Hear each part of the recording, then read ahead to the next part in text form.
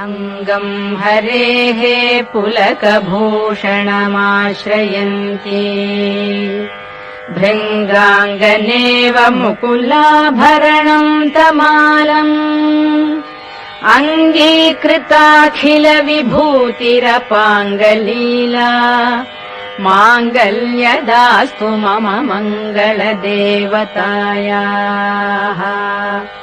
मुग्धा मुहुर्विदधती वदने मुरारेः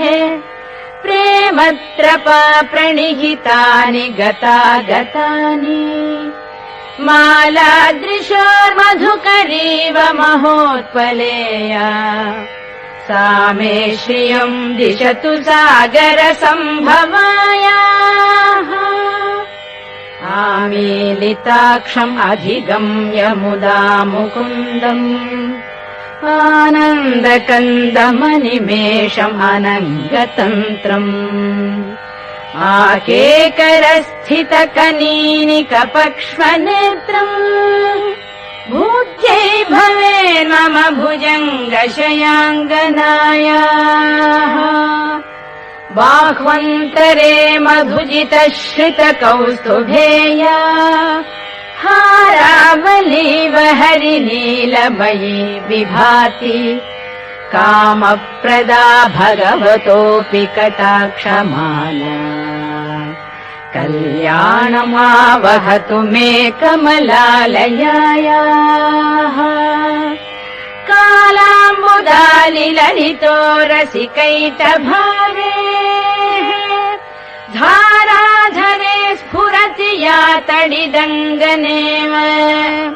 मातुः समस्तजगताम् महनीयमूर्तिः भद्राणि मे दिशतु भार्गवनन्दनायाः प्राप्तम् पदम् प्रथमतः खलु यत्प्रभावात् माङ्गल्यभाजि मधुमाथिनि मन्मथेन मय्यापतेत् तदिह मन्थरमीक्षणार्थम् मन्दालसं च मकरालय कन्यकायाः विश्वामरेन्द्रपदविभ्रमदानदक्षम् आनन्दहेतुरधिकम् मुरविद्विषोऽपि ईशम् निषीदतु मयि क्षणमीक्षणार्धम् इन्दीवरोदर सहोदरमिन्दिरायाः इष्टाविशिष्टमतयोऽपि यया दयाद्रदृष्ट्या त्रिविष्टपपदम् सुलभम् लभन्ते दृष्टिः प्रहृष्टकमलोदर दीप्तिरिष्टाम्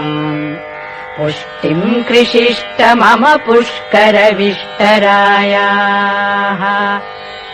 दद्याद्दयानुपवनो द्रविणाम्बुधाराम् अस्मिन्न किञ्चन विहङ्गशिशौ विषण्णे दद्याद्दयानुपवनो द्रविणाम्बुधाराम् अस्मिन्न किञ्चन विहङ्गशिशौ विषण्णे दुष्कर्म घर्ममपनीय चिराय दूरम् नारायण प्रणयिनी नयनाम्बुवाहः गीर्देवदेति गरुडध्वज सुन्दरीति शाकम्भरीति शशिशेखर वल्लभेति सृष्टिस्थितिप्रलयकेलिषु संस्थितायै तस्यै नमस्त्रिभुवनैकगुरोस्तरुण्यै श्रुत्यै नमोऽस्तु शुभकर्मफलप्रसूत्यै रत्यै नमोऽस्तु रमणीय गुणार्णवायै शक्त्यै नमोऽस्तु शतपत्रनिकेतनायै पुष्ट्यै नमोऽस्तु पुरुषोत्तमवल्लभायै नमोऽस्तु नालीकनिभाननायै नमोऽस्तु दुग्धोदधिजन्मभूम्यै नमोऽस्तु सोमामृतसोदरायै नमोऽस्तु नारायण वल्लभायै नमोऽस्तु हेमाम्बुजपीठिकायै नमोऽस्तु भूमण्डलनायिकायै नमोऽस्तु देवादिदयापरायै